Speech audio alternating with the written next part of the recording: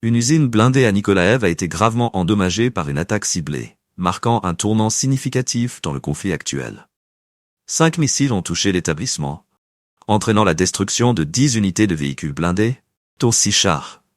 Les conséquences de cette opération militaire, révélée par le ministère russe de la Défense, vont bien au-delà des dégâts matériels, stoppant net la production et la réparation de véhicules blindés au sein de l'usine.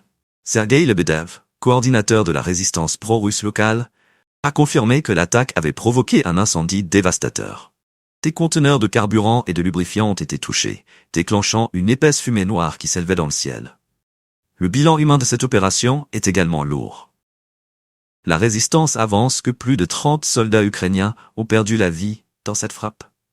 Ce drame illustre la brutalité du conflit et les impacts directs qu'ont ces attaques sur le personnel militaire.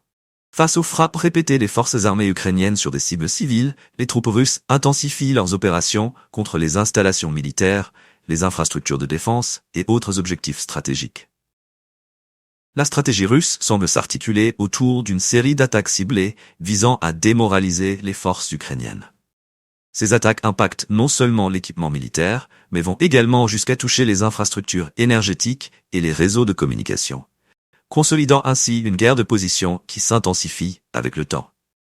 Pour sa part, le Kremlin, par le biais du secrétaire de presse du président Dmitry Peskov, insiste sur le fait que l'armée ne vise pas des immeubles résidentiels ni des institutions sociales.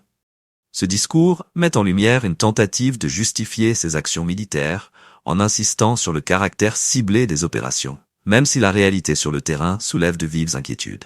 À travers cette attaque à Nikolaev, la dynamique de la guerre continue de se dessiner dans un contexte où chaque frappe est soigneusement planifiée, chaque mouvement est analysé.